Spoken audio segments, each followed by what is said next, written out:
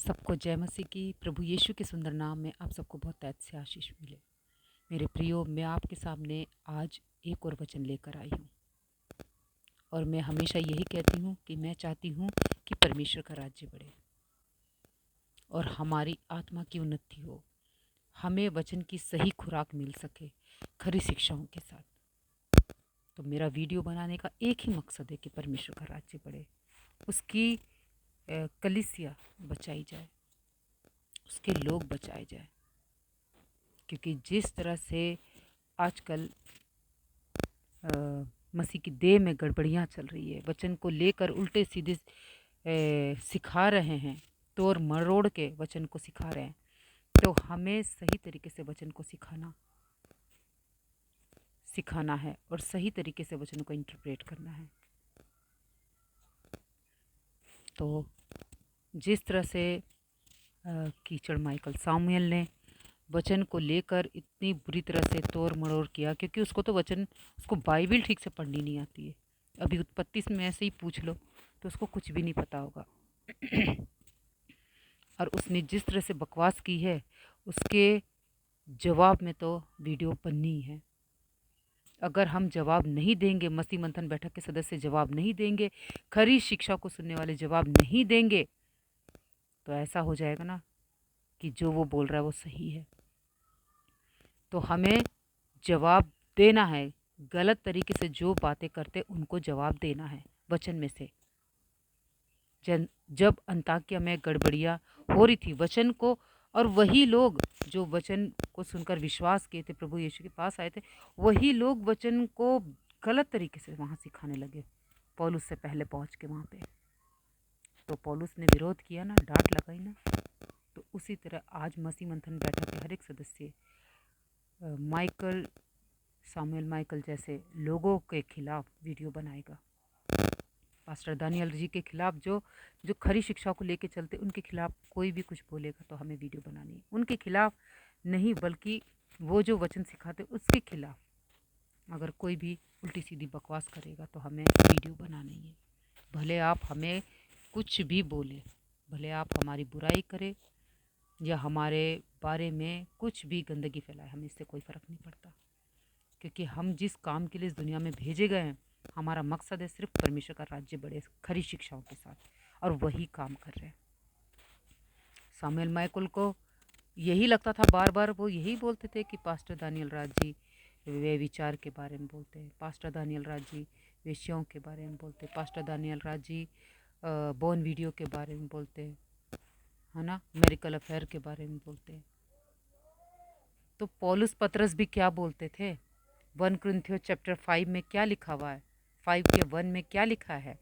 लिखा है, यहाँ तक सुनने में आता है कि तुम में व्यभिचार होता है, वरन ऐसा व्यभिचार जो अन्य जातियों में भी नहीं होता।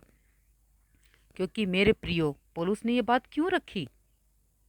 क्योंकि उस वक्त ऐसे काम होते थे और इस वक्त आज के टाइम में भी ऐसे काम हो रहे हैं, है ना।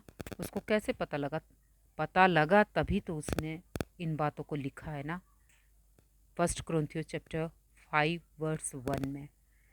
फिर उसने यहाँ तक कि लिखा है कि अन्य जातियों में भी ऐसा नहीं होता। आप सोच के देखिए कि हमारे कलीसिया परमेश्वर की देह में कैसे कैसे काम हो रहे हैं कि वो अन्य जातियों में भी नहीं होते। तो आप सोच के देखिए कि कैसे कैसे काम होते हैं। और सामुएल माइकल कहता है कि पास्टर दानियल राज गलत बोल रहे हैं। वो कैसे कह सकता है कि पास्टर दानियल राज जी गलत बोल रहे हैं? कैसे कह सकता है? जब वचन हमें सुधारने के लिए कह रहा है तो गलत कैसे हो सकता है ना। फिर लिखा है, वरन ऐसा व्यभिचार जो अन्य जातियों में भी नहीं होता। एक मनुष्य अपने पिता की पत्नी को रखता है।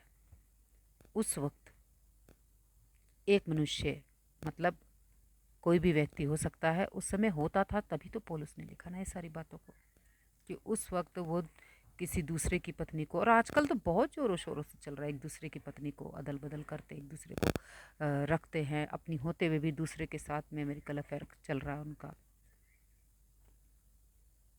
तो मेरे प्रियो, मेरे भाई और बहनों, पास्टर दानियल राज ने जो भी बोला वो बिल्कुल 100% सच बोला, 100% सच बोला। वो अपने मन से कुछ भी नहीं बोलते। आपको लगता है वो घमंड करते हैं, आपको लगता है गुस्से से बात करें, गुस्से से कैसे नहीं करेंगे? मसीह की देह में इतनी गड़बड़ियाँ चल रही है और आप उनसे उम्मीद करते हैं प्रेम की? आप चाहते हो कि वो आपसे प्रेम से बात करे? जब प्रेम से बात करना है तब वो प्रेम से बात करते हैं, और जब गुस्से से बात करना है, क्योंकि मसीह की देह खराब हो रही है, कोई मामूली चीज़ नहीं है, कपड़ा नहीं है कि आप जाके चेंज करके आए, बोल के आ गए। परमेश्वर का वचन है जिसे हमें सीरियस लेना है, मजाक में नहीं, ठट्टों में नहीं उड़ाना है ना। अंकित सेजवान कहता है कि मजाक उड़ा रहे हैं प्रभु के दास का। मजाक नहीं उड़ा रहे हैं, बल्कि वो सही तरीके से वचन को सिखा रहे हैं कि आप इस तरह से बोलो। और हंसी तो आएगी ना जब आप गलत बोलोगे तो। वचन में से सही तरीके से इंटरप्रेट करना सिखाइए ना। एक भाषा रखी थी उन्होंने, वो तो बता दिया, उसका ट्रांसलेट पास्टर जी ने बिल्कुल साफ। लेकिन जो आप बोल रहे हो मेरे प्रियो, जाके उनकी वीडियो को देखो। एक म्यूजिक के साथ में जिब्रिश बोल रहे हैं जिसका कोई अर्थ नहीं, ना लोगों को, वहाँ बैठे ने वाले लोगों को भी समझ में नहीं आ रहा है, और वो जिब्रिश बोल रहे हैं। और वो लेडीज़ का बताते हैं कि ये ऐसे भाषा है, इसको क्या कहोगे? अरे मेरे भाई, उस भाषा का अर्थ है। आपकी भाषा का अर्थ कहाँ गया? निकाल के लेके आइए, तभी तो मानेंगे। तो यही फ़र्क है जिब्रिश में और ग्लोसा में। ग्लोसा वो जिसका अर्थ है, और जिब्रिश वो जिसका कोई अर्थ नहीं है। और अन्य भाषा उन्हीं को कहा गया है जिनका अर्थ है उस समय पवित्र आत्मा ने उनको दिया था, ताकि वहाँ पे जितने भी लोग हैं, किसी भी जाति के लोग हैं, जैसे भी भाषा बोलते थे वे अपनी, ग्रीक हो, हिब्रू हो, इब्रानी हो, जो भी भाषा वो बोलते थे उनको उन्हीं की भाषा में समझा सके। अरे इतनी बात तो भी बच्चा भी समझ जाएगा, आप क्यों नहीं समझते हो? तो मेरे प्रियो, मेरे भाई और बहनों, आप निकलिए और ऐसा प्रचार पास्टर दानियल राज ही नहीं, पाप के बारे में हम सब मसीह मंथन बैठक के हर एक सदस्य, खरी शिक्षाओं को सुनने वाले हर एक व्यक्ति, इस बात की चर्चा हम करते रहेंगे, कुछ भी हो जाए। क्योंकि जब तक हम जिंदा हैं हमें सही प्रचार करना है, खरी शिक्षाओं को लेकर चलना है, मसीह की देह को खराब होने से बचाना है। आपको जो मन में आता सोचिए समझिए, हमारा काम है आपके कानों तक ये बात पहुंचानी। और जो भी मेरे इस वीडियो को देख रहे हैं, कृपया आप अपने पास्टर को परखिए, पेटू सेवक से बचे रहिए, जिब्रिश बोलने वाले से बचे रहिए, दशमांश लेने वालों से बचे रहिए, जिनकी निगाह आपके पॉकेट में है। कल आपको पता है कि कल लाइव आया थे कौन? लॉरेंस। और उनके साथ पास्टर दानियल राज जी थे डिबेट पे। डिबेट का ये मतलब नहीं है लड़ाई झगड़ा, डिबेट का ये मतलब है कि वचन को सही तरीके से एक दूसरे को समझाना और बताना सिखाना, है ना। तो डिबेट हुआ, तो उन्होंने दशमांश को लेकर एक भी बातें क्लियर नहीं की। कहाँ लिखा है बाइबल में कि दशमांश दो प्रभु यीशु ने दिया, पतरस पौलुस ने दिया? कहाँ लिखा है? जो आप इस दायित्व को लेके इतना, और वो भी कोई भी बातों को वो व्यवस्था में से लेकर बोल रहे हैं। उन्हें सिर्फ व्यवस्था का ही पता है, नए नियम का तो कुछ भी नहीं मालूम है। जो व्यवस्था उस वक्त परमेश्वर ने लागू की थी, चलती थी, इजराइलियों के लिए वो व्यवस्था का कानून है, उनको लेकर चलते थे। तो आज मसीह की देह को क्यों थोपा जा रहा है, उनके ऊपर क्यों थोपा जा रहा है? मलाकी में भी जिक्र इजराइलियों के लिए था, ना कि कलीसिया के लिए, प्रभु यीशु की दुल्हन के लिए बिल्कुल नहीं है। कहीं लिखा है कि कलीसिया को इस तरह से दशमांश देना चाहिए। तो मेरे प्रियो, अब भी समय है, एजुकेटेड होइए, परमेश्वर के ज्ञान को रखिए अपने अंदर, संसारिक ज्ञान तो आपने बहुत ले लिया, लेकिन अब आत्मिक ज्ञान होना आपके ज़रूरी है। अंत के दिनों में आप ये नहीं कहोगे कि मुझे किसी ने बताया नहीं, मुझे किसी ने समझाया नहीं, सिखाया नहीं। तो मेरे प्रियो, मेरे भाई और बहनों, मेरे दोस्तों, आज भी समय है, आप सुधर जाइए। परमेश्वर के राज्य के लिए अपने आप को तैयार कीजिए, खरी शिक्षाओं में आइए। अपने घमंड को, अपने डर को एक तरफ रखिए और सही शिक्षा लीजिए। हमारा मकसद एक ही होना चाहिए कि इस बाइबल के वचन को हम सही तरीके से इंटरप्रेट कर सकें, सही तरीके से बता सकें। अगर आज हमारा उद्धार हुआ है, आज हम परमेश्वर के बारे में जान पाए हैं, तो ये उसकी महिमा है। उसने हमें चुना है। हम खुशनसीब लोग हैं। हम जैसे खुशनसीब लोग हैं जो परमेश्वर की, प्रभु यीशु की खरी शिक्षाओं को समझ रहे हैं, सीख रहे हैं, जान रहे हैं। तो मेरे प्रियो, अब भी समय है, अब भी समय, अब भी समय। सुधर जाइए, परमेश्वर की शिक्षाओं में आइए और उसको, उसके वचन को सही तरीके से इंटरप्रेट कीजिए। और पास्टर दानियल राज जी के इस पोस्टर को देखिए, और इसमें लिखा है कि पाप का प्रचार तो होता ही रहेगा, वो कभी बंद नहीं होगा। चाहे माइकल सामुएल कीचड़ जैसे कितने भी लोग आ जाए,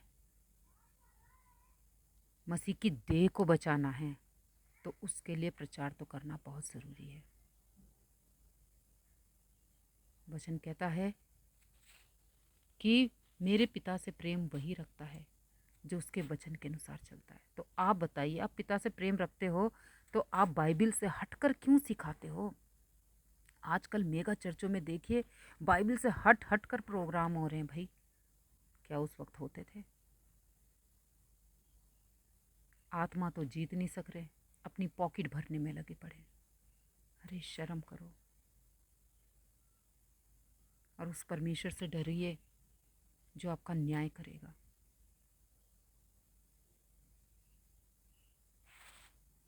एक बहुत सुंदर गीत लिखा है ना, तन मन धन उसे दो, अपने यीशु को सब कुछ दो, क्योंकि उसी के द्वारा उद्धार पाना है।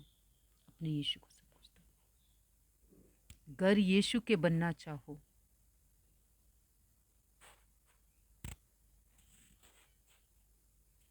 तो हमें उसके वचन के अनुसार चलना है। हमें खुद भी बचना है और औरों को भी बचाना है ना। और सबसे पहली जगह अपने दिल में परमेश्वर को दो। तो यही बातों को मैं यही समाप्त करती हूँ, और मैं विश्वास करती हूँ कि परमेश्वर ने आपकी आंखों को खोला। जब भी कभी ये वीडियो आपके पास पहुँचे तो इस वीडियो को आप बंद मत कर दीजिएगा, प्लीज़ इसे देखिएगा। क्या पता कब कहीं किसी का मन बदल जाए, कब कहीं कोई परमेश्वर से प्रेम करने लगे, क्योंकि उसके प्रेम के सिवा और सब प्रेम बेकार है, व्यर्थ है। तो मैं यही समाप्त करती हूँ। आप सबको जय मसीह की।